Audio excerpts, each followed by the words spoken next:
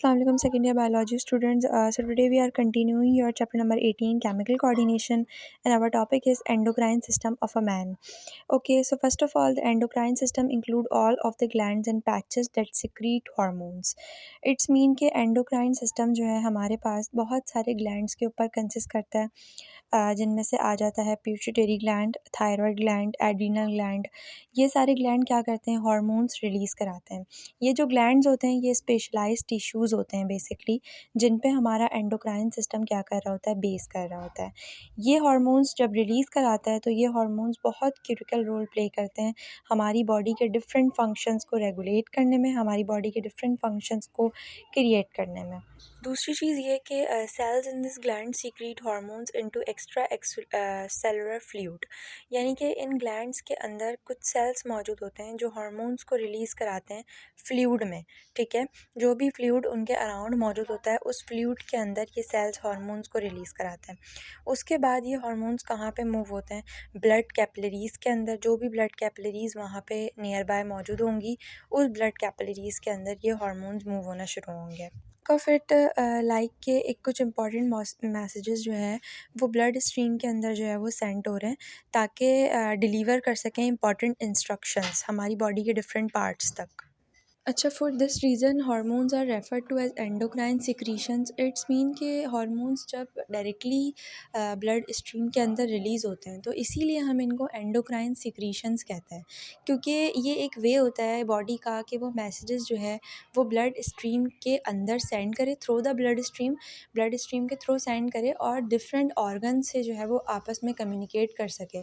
तो ये एक तरीका होता है बॉडी का कि वो अपने मैसेजेस जो है वो ऑर्गन्स तक पहुंचा सके. इसीलिए हम इसको क्या बोलते हैं, एंडोक्राइन सिक्रीशंस बोलते हैं.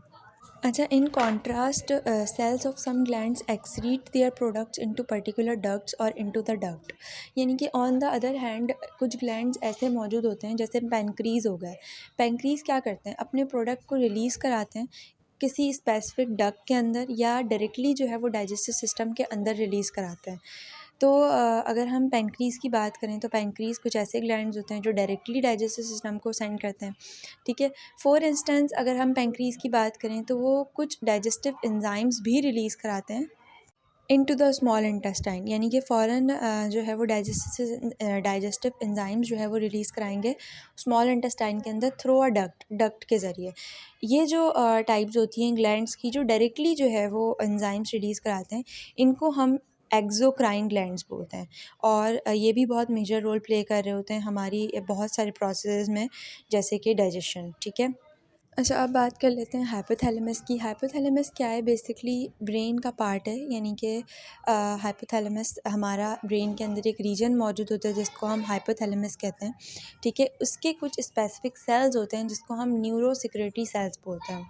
अच्छा, the hormone releasing cells in the hypothalamus are two sides of neurosecretory cells, यानी कि वो जो हार्मोन रिलीजिंग सेल्स हैं जो हाइपोथैलेमस के अंदर मौजूद है जिन्हें हम क्या बोलते हैं, न्यूरोसिक्रेटरी सेल्स. उनके पास दो सेट्स मौजूद होते हैं न्यूरोसिक्रेटरी सेल्स के. ठीक है, जिनकी सिक्रीशंस जो हैं वो स्टोर्ड भी हो रही हैं, सही है, या फिर रेगुलेट भी कर रही हैं साथ साथ प्यूटरी ग्लैंड की पूरी एक्टिविटी को.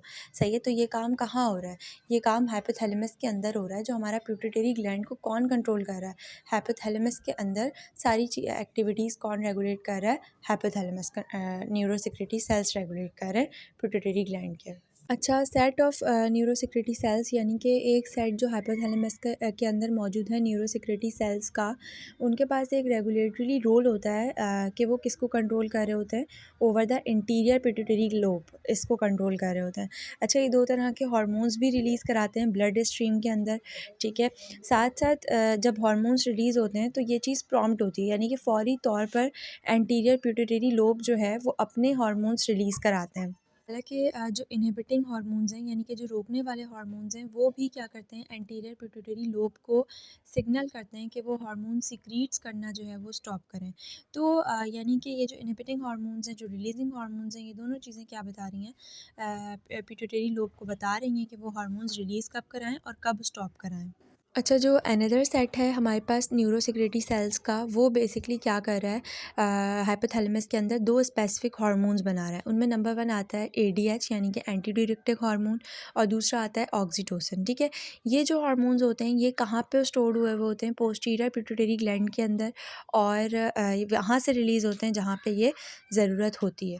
जब भी ज़रूरत होती है तो ये यहीं से रिलीज़ होता है। टेबल देख लेते हैं ज़रा, releasing and inhibiting hormones of hypothalamus. Basically सबसे पहले आता है थायरोट्रोपिन रिलीजिंग हार्मोन, ठीक है, टीआरएच। अच्छा, इसकी जॉब क्या है? ये बेसिकली क्या करता है, थायराइड, जो थायराइड ग्लैंड है हमारे पास, उसको ये स्टिमुलेट करता है। ठीक है, यानी कि थायराइड स्टिमुलेटिंग हार्मोन है ये। सही है, अफेक्ट क्या करता है, ये पुश करता है थायराइड को ताकि वो एक्टिव हो। अच्छा, दूसरी चीज़ है हमारे पास कॉर्टिकोट्रोपिन रिलीजिंग हार्मोन, सही है, सीआरएच।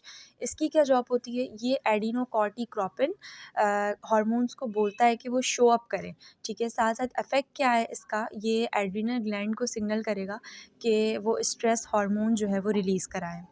अच्छा, उसके बाद हम बात करते हैं गोनाडोट्रोपिन रिलीजिंग हार्मोन की, जीएनआरएच। ठीक है, अच्छा, इसकी जॉब क्या है, ये एलएच और एफएसएच, ठीक है, इन दोनों को कमांड करता है कि उन्होंने कब रिलीज़ होना है और कब रिलीज़ नहीं होना। इसका इफ़ेक्ट क्या है, ये रिप्रोडक्टिव हार्मोन्स को स्टार्ट अप करता है। ठीक है, उसके बाद हमारे पास नंबर 4 आता है ग्रोथ हार्मोन रिलीजिंग। अच्छा, ये क्या करता है, इसका नाम है जीएचआरएच यानी कि ग्रोथ हार्मोन रिलीजिंग हार्मोन।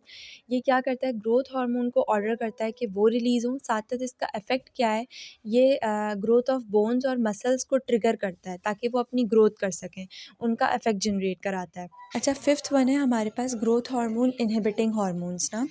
ये क्या होते हैं, इनका नाम है जीएचआईएच। ठीक है, इनकी जॉब तो ये है कि ये ग्रोथ हार्मोन्स को स्टॉप लगाते हैं, यानी कि अब रुक जाओ। ठीक है, अफेक्ट क्या है, ग्रोथ के प्रोसेसेस को थोड़ा स्लो डाउन करते हैं ये।